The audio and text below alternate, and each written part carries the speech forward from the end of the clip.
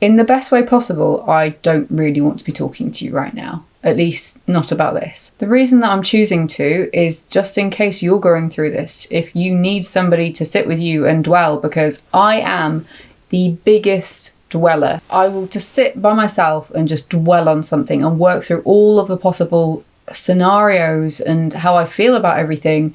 And that is how I process grief. And there is nothing wrong with that at all. But sometimes you just need to sit by yourself in a room and do that and process. And if you need somebody to do that with, use this video. If you saw my post from last week, you already know what I'm on about. Last week, we had the horrible, horrible phone call that we lost our cat. Now, it was pretty sudden. She'd been a little bit off her food for about the week before, but she was the absolute fussiest eater. She just went off food left, right and centre. Some days she'd eat a little bit, and it was so hot in the UK where she was that we went, okay, it's probably that, we'll just wait a little bit. So she was picking at it, she ate the odd thing. So you just keep an eye on it and see what her general behaviour was. And her behaviour was absolutely fine. She was acting like normal. We asked our family who she was staying with to just keep watching her, just keep an eye on her.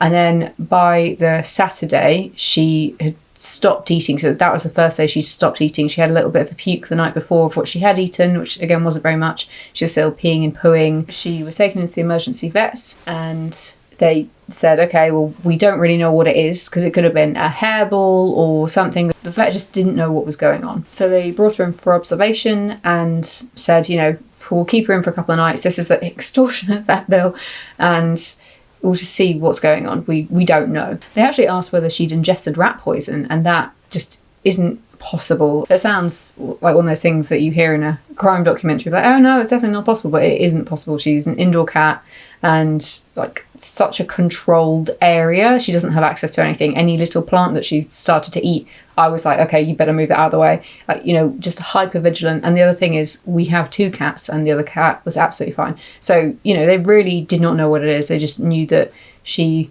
was in a bit of pain and she stopped eating. And I mean, I'll tell you a bit about her in a second, but she was the epitome of a scaredy cat. And the fact that she went into the vets and seemed to be okay with them touching her was not necessarily expected, because most of the time when cats get ill, they retreat.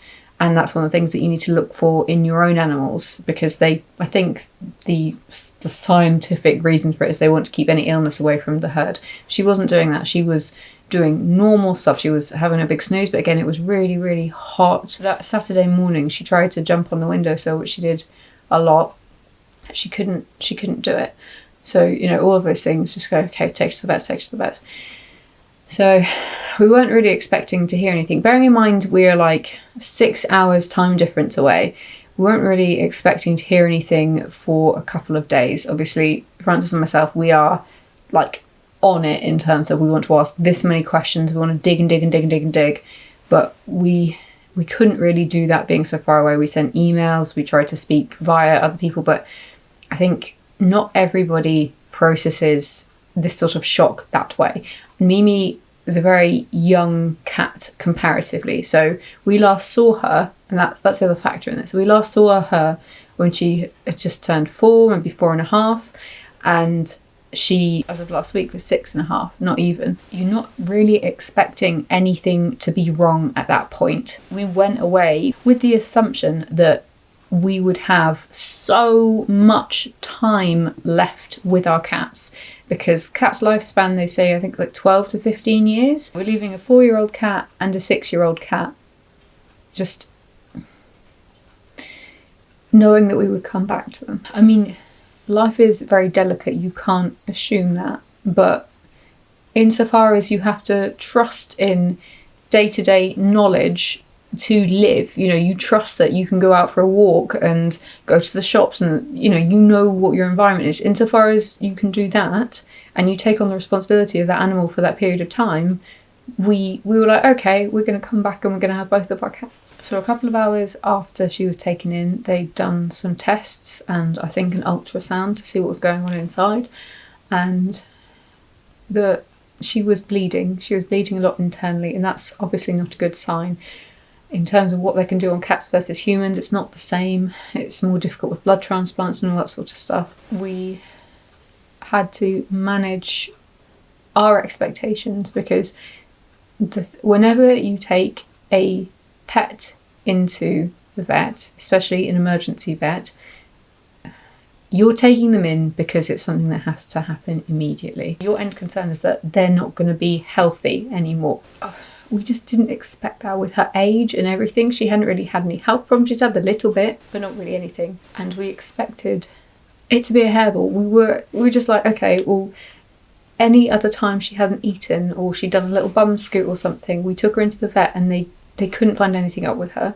They maybe hadn't done really comprehensive blood scans or, blood tests and all that sort of stuff, but they checked her and she'd been fine every time. And it was one of those things where we kind of went, okay, well, when we get back home, we're going to have her on healthier food. So we have her on healthy food in that when we adopted her, the vet said anything that isn't in bright packaging, that's pretty standard stuff, that's what you want to look for. So we had her on Hills, scientific stuff, we had her on dental stuff, urinary stuff and anti-stressor, all that sort of thing that we tweaked over time to help her, because again, she was scared cat, absolutely scared cat, stress about everything. So we had her on that. We didn't have her on loads and loads of really treaty things, but at the end of the day, that kibble is processed food.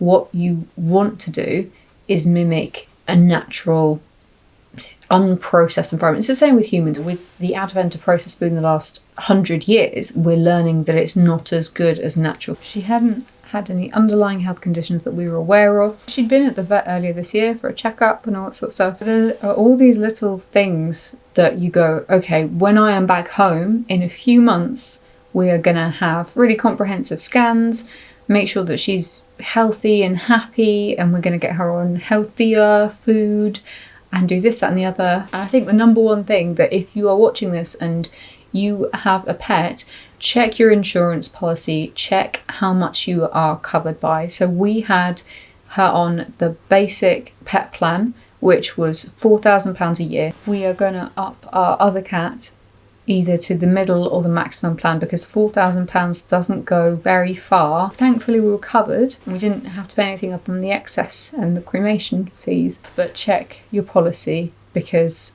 surgery costs £1,000 or something, and it all adds up, and you don't want that on top of it. But all of these things matter. So either put some money aside, put it in a savings pot, or make sure that you're covered. And Pet Plan, in fairness, they were pretty good. They covered everything. It wasn't a concern. It wasn't an extra concern. So the vet says that she's bleeding internally and they can't recommend a course of action for you. You have to make the decision. The most that you can do in that situation is ask as many questions as possible. So the questions that I tend to ask are, what would you do in our situation? Which they tend to be a little bit squirrely about because, again, they don't want to be sued. They don't want to have people go, well, you told me to do this, that and the other, and this happens. That's not what they want. And that's totally understandable, but we needed odds because at this point they had no idea what it was. They knew that she was bleeding internally, and baseline, if nothing had happened, she would go anyway. So the options they gave us were surgery or putting her down at that moment. And asking all these questions, the little hints, because that's all you can do in these situations is you can just take what hints you're being given and try to amalgamate those into a view of how good her situation is. Because the wording that the vet was using was, it is bad news. They had to say this as well. Whenever we said, could it be this? Like, could it be a positive thing? It was a negative response. So with all of those, we had a very difficult conversation and landed on putting her down. And then when we called the vet back to say that, it felt like a totally different situation because when we asked more questions, and I think some of this will be because we were so far away and calling and trying to work, because it's a shock, we're trying to work out what we wanted to do. But the situation, the phrasing they used was different. And I'm not saying that this was the reason, but you do have to be aware that any work that the vet does, they will get paid for it. And It's just a factor. Everybody's acting in their own best interests. They said this before, but my interpretation of the situation was that it was more negative. Their baseline was, she will go anyway. You either leave her and she goes, you say goodbye to her, and you control her going peacefully and now, or we do a surgery and she might be okay. And obviously there's no guarantees, but it could have been her spleen. And if it was her spleen, then they could probably fix it. There's a lot of other organs. They reckoned it might be spleen or kidney. I then asked the question of other cats her age and similar situation, what are the chances of it being spleen or kidney? And the vet said 50-50. So that kind of flipped it for us in terms of, if it was her spleen and she'd be okay, then why would we not do the surgery? And the vet said, I'm aware of your insurance in terms of how much this will be. We should be able to keep it under that. We hadn't made any claims in the year. She's perfectly healthy. So we opted for surgery, and then we waited 2 excruciating hours because they were due to start it basically straight away. And then we still hadn't heard anything. And those hours are awful, because if you know that a surgery is going to happen immediately and then you don't hear anything, you go, surely if it's over, they would have called us, because we gave permission. If she had something really bad, we said just to put her out of her misery. 2 hours later, we broke and we called them. And they said, we're really sorry, we've not been able to start the surgery yet, because an emergency came in. So that was really hard, because we'd started to hope again. Pretty soon after that, they did start the surgery, and then they asked us to give them a call, probably within half an hour, and it was bad news. And it turned out to be, from what they could see loads of tumours on her liver. So not kidney, not spleen, liver. Now, liver, you can cut out, I think, up to 75% of it, and it can potentially regenerate, but you don't know the underlying cause. And from the intense Googling we did at because it was 1, 2, 3 a.m. in Thailand, we had to say goodbye to her because it was the fairest thing for her, and it would have happened anyway. But also the worst thing, in a way, is that it seems to be, if it's just a raw liver tumour, it's a very uncommon cancer in cats. And they're talking about cats being 10. She was not 10, she was 6.5. So she had the absolute worst luck. And I asked, because we flew back home as soon as we could, so within a few days. And obviously we're in an absolute state. I mean, this is like a week and a half later. Part of the reason is shock. Part of it is lack of control, because we were so far away. And part of it was, we were expecting to have so many more years with her. We adopted her at 2. We adopted her on the eve of lockdown, literally. We'd kind of heard whispers about lockdown happening. And I had said to Francis, after 7 guinea pigs, I was just like, please can we get a cat, please, because I've wanted one for so long. When my brother and I were younger, we got a knock on the door about this ginger cat that was a stray, and my mum was not in control at that point. Just that one time she wasn't in control, and the neighbour said, look, can you look after the stray cats, because my son's allergic? And then we're like, mum, can we? And she was like, yeah, not 100% sure. She's like, oh, yeah, fine, just, you can look after it, but just let me relax, let me rest. And so we had this amazing evening with this cat called Marmalade, because obviously we were really young and the cat was orange. It wasn't to be for very long, because the same child, the child that was allergic to the cat, chucked rocks at Marmalade, and then Marmalade ran away, because obviously it was a whole new situation. We kept a lookout for Marmalade for such a long time. That was unfinished business for me. So when I was looking just around lockdown and I saw this orange cat, and she was the most beautiful thing. And her background is that she was feral, and she was from down south. On the eve of lockdown, we'd kind of been emailing back and forth with the charity, and they said, yeah, they passed us through the checks and stuff, and they called us up and said, look, we're about to go into lockdown. The animals are going to either have to be put in foster homes for the whole... Well, we don't know how long this situation is going to be. If you want to adopt her, come down and adopt her now.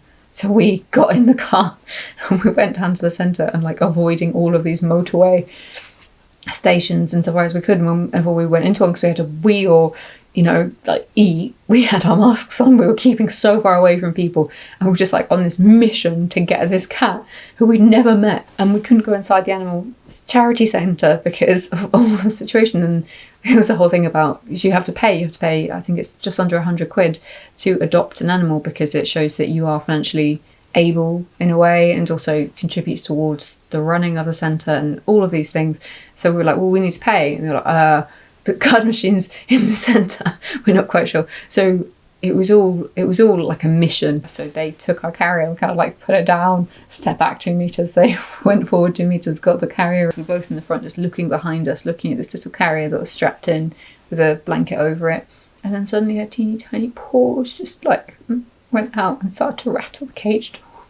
She was so nervous, and she put so much of her trust in us over the years. It's very rare. It's like 1 in 4 is female when it comes to ginger cats. But we were with her when she came out of her shell, and we just had the absolute best time getting to know her and having her trust us. And she was such a snuggler as well, and she was so funny, and she used to guard you on the toilet because apparently that's what cats do. We're absolutely gutted that we weren't there, that she had this bad luck after being feral in rural England for such a long time. So she was about 2 when the charity got her, and then she was spayed. So that was a risk factor if they're spayed later than 6 months apparently. And with a feral cat, you don't know how inbred they are or whether they've consumed much pesticide. All these things are risk factors. But she was just so young, and we're just completely heartbroken. A bit before we went away, we were watching Jackson Galaxy for ages, because the one thing that she did was she liked to pee on sofas, which is the most expensive wee. I don't understand why sofa companies don't do this, where they've got like a cover that you can really easily get wee out of, because if you have wee on a normal sofa, it will either go straight into a cushion and down into the sofa itself, or it will, you know, if it's like leather, it will go cushion, down, sofa, and it's so hard to get out. It's such a pungent smell, you can't easily get it out. There are products on the market to do it, but they're really pungent and they don't fully work. She had that one thing. So I was watching Jackson Galaxy, and I think his general advice is play with them as much as possible, etc, etc. But one time, really soon to when we got our next cat, was that he said that potentially one of the best things you can do for your cat is get them a friend. Now, most literature basically says, you know, cats, you just have to have one cat, they're really standoffish and all that sort of stuff. And all those stereotypes are so wrong. They are so incredibly wrong. I mean, obviously I'm biased with our cats, but we have pet sit so many cats, and only one of those cats is what you would call a stereotypical arsehole of a cat. Okay, and those are pretty good odds. Cats they come to you, but like with Mimi, I pushed her so much, and like not in a horrible way. She was stuck in a room with me during lockdown, so she got used to my voice, and that was brilliant. You work up to giving them a stroke and walk away, and then you kind of irritate them a bit because you keep getting into their personal space and showing them that you're not a threat. I'm annoying. That's how I bond. But they're just not like that. You can be standoffish with a cat. You have to put the work in. And that was one of the most valuable things about our relationship with Mimi, is we had put so much work in. It wasn't like we're going to put work in and get this. It was, we're going to rescue this cat that we've chosen because maybe other people don't want her, or they've got children and don't have the time for her. We had so much time for her. We put our love into her, into that relationship, and she more than showed us that she was worth it, that she was so incredibly special. She was so clever as well. You know what she's thinking, and she's not just food orientated. In fact, she really was not food orientated. The one thing that she absolutely loved more than anything was like these creamies, which are little tubes of, I don't know, pate or something. I mean, they're just junk food. So in this Jackson Galaxy video, he basically said, you can get another cat for your cat, and that is a really nice thing to do if it works for both cats. We knew that Mimi wasn't amazingly thrilled to be around humans, anyone that left her be, really. And I think this is probably true of a lot of feral cats, so if you have a feral cat friend, just chip away at the hard exterior, because they're not used to it. So we went, oh, you know what, she would absolutely love another cat. We were very open with the charity and said we may have to bring the new cat back, because if they don't get on, obviously we have responsibilities to our original cat. They were really great. They did all sorts of checks, so they put our new cat in with other cats, and she was basically quite disinterested. Her background is less traumatic than Mimi's. Her owner passed away. She may well have had a rough period, but overall she seemed very happy around people. She's a people cat. She thinks she's a person, and she's really bloomin' vocal. I was like, oh no, what have we done? Because it's not going to work, because everyone knows you're not supposed to have two cats together, and it's going to be awful, and we'll have really traumatized everybody involved. So we had our new cat in a room. That's the way you're supposed to introduce them, as in keeping them separate and letting them get used to each other's smells. And Mimi, she was sniffing at the door. She was so excited. And then what you do gradually is you open the door, and they're supposed to see each other eating and then not be worried about resources and all that sort of stuff. Whereas our new cat was going, oh, I'm not sure how I feel about there being a cat in the house, because I don't know what a cat is, because I'm not a cat. Long story short, they just got along.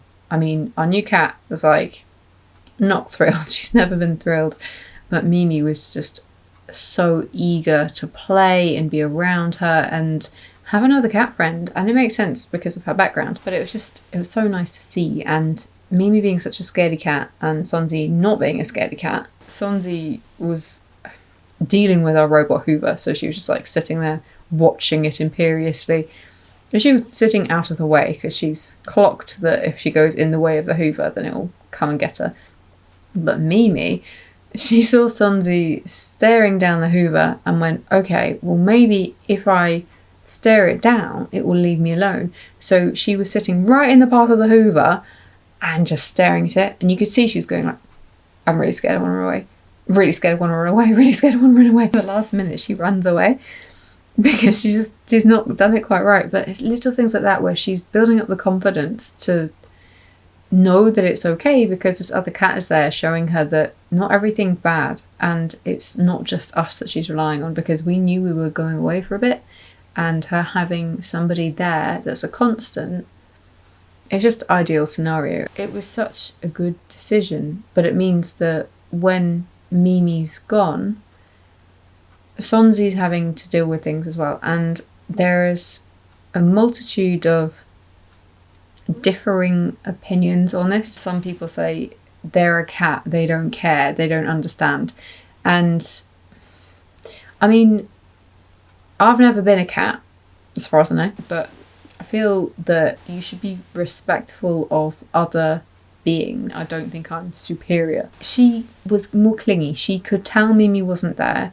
She was sticking to our family more and getting a bit worried when they were going out. So we knew that she noticed, like she obviously noticed, she in some ways was getting more relaxed, because Mimi and her were very much like sisters. They would have the occasional very small spat, like bat at each other. Mimi was so funny because she really wanted to be really close to Sonzi.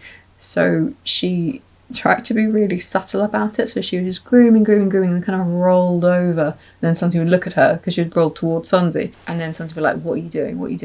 And then Mimi was like, oh no, nothing, just grooming.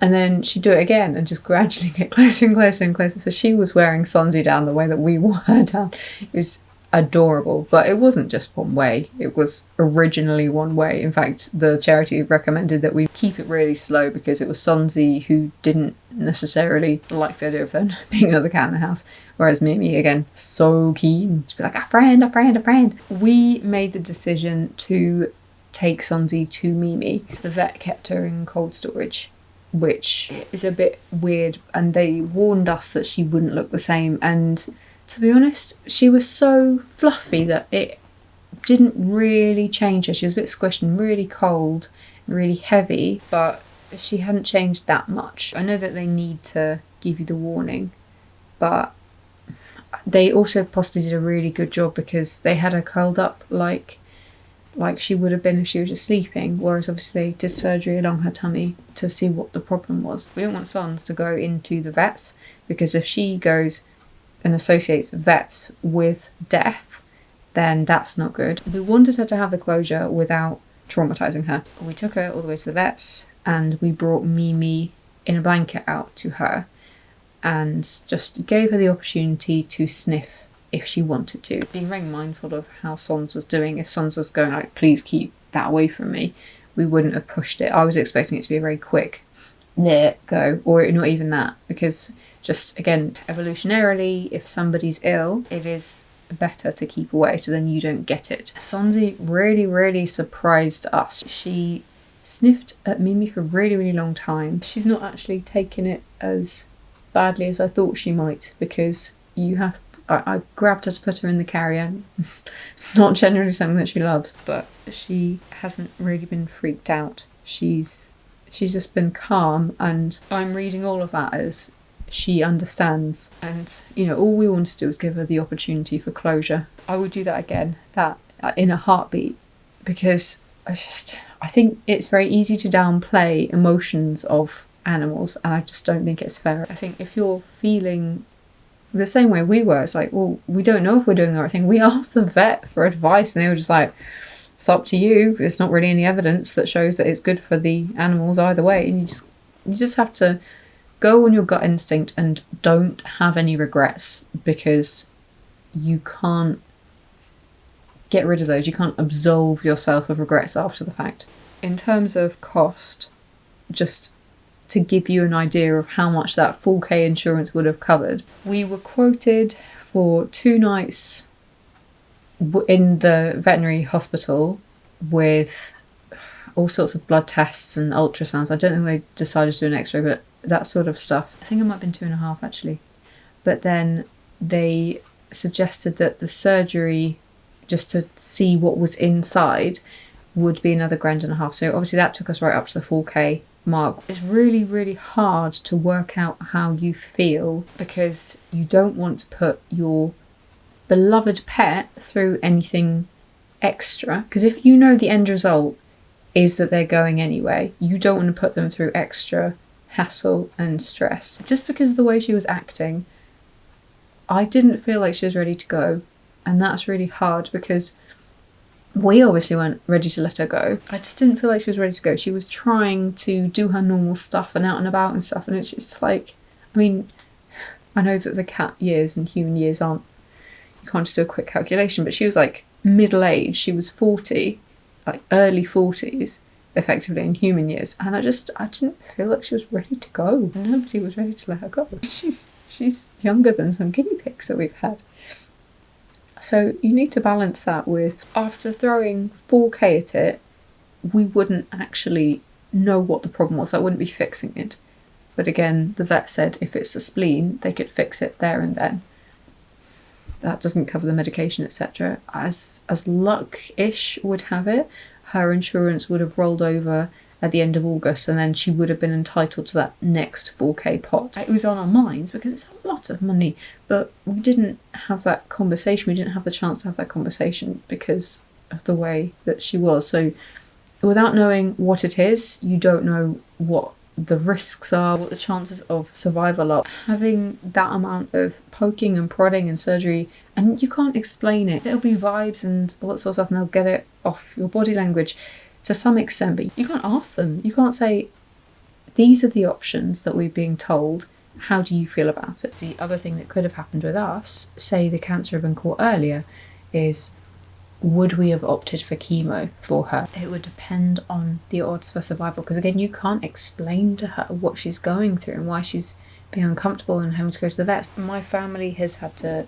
cope with cancer diagnoses as well, and it is so hard even when you understand it. Take from our experience, just look at your own situation, maybe have a think about and a talk about what you would do, because it's one thing being in a sudden situation where you have to deal with this sort of thing, but if you know roughly what your thoughts are and feelings are going into it, that does take some of the stress out, and it means that you're in a better position to ask the vets the questions that you need asking. It's something that's very easy to put off until you have to think about it, but especially when there's more than one of you making the decisions. It's hard enough when it's one person working out how you feel in that given moment, and just ethically it's so tricky to deal with. The other thing to bear in mind is, so there's an £85 excess on our insurance, so that's straight out of pocket. Make sure that you're able to deal with that in any given time.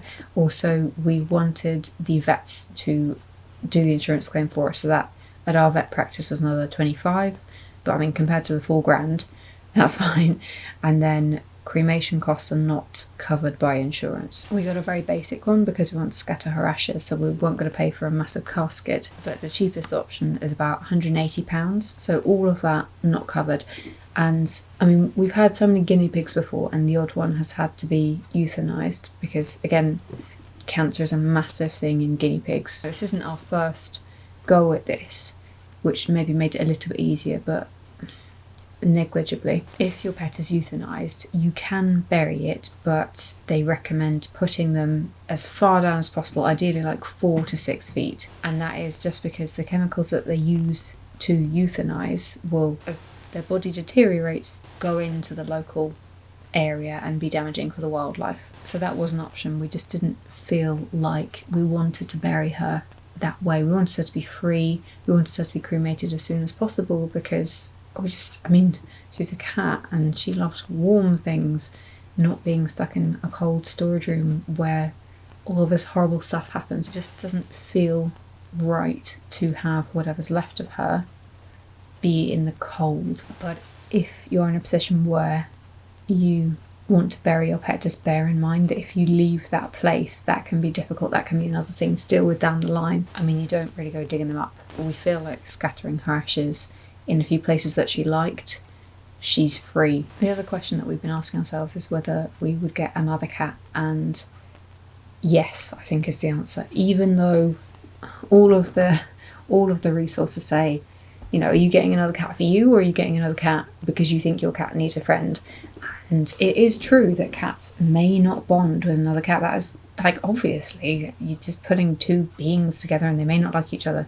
But again, like with Mimi and Sonzi's introduction, I think we went about it in the right way. I mean, they were obviously introduced and that worked out fine. Your loyalty is with your current animal. You want to put as much into it as it needs, but equally there is a line. Now, we've not been in a situation where we've had to deal with that line yet. We've had a load of guinea pig introductions and obviously this cat introduction.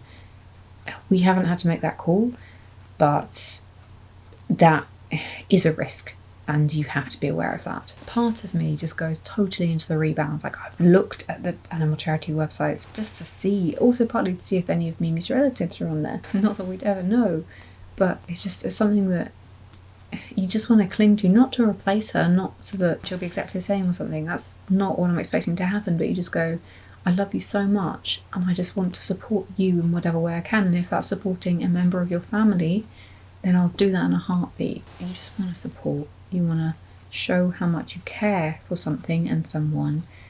And that is a way that I feel like I can do that. However, realistically, we cannot adopt another cat yet. We are taking this time to bond more with Sonzi. And I mean, it's a hard one because we're going to be going away again in a couple of days. So we're taking that time to bond with her and distract her and let her know that it's okay and that we're here still. But we can't be in our house until November, and we have got other commitments that we could say no to, but we feel like that is where we need to be. It does not feel right for us. It's really, really weird. We're home. We feel like we're at home, but it doesn't feel right for us to be here. It's just such a weird situation. We will get another cat at some point when we're back home, and it's going to be interesting because Sonzi is very much top cat, so we'll have to see how she reacts to that if she wants another cat there. There are ways that we can make that more likely, and we'll have to do that. We'll have to try, because at the end of the day, we have a big enough house and time and inclination for multiple cats. To give another one a home is amazing, and we just feel very strongly about it. And hopefully it'll work out. If it doesn't, we'll just have to make that call. No one is ever going to replace Mimi. We thought we had so much more time with her, but sometimes this is just what life throws at you. All of the people that we've lost, they have been grandparents, and that is horrible and horrifying and all the awful words, but you're expecting it in a way, because everybody and everything goes at some point.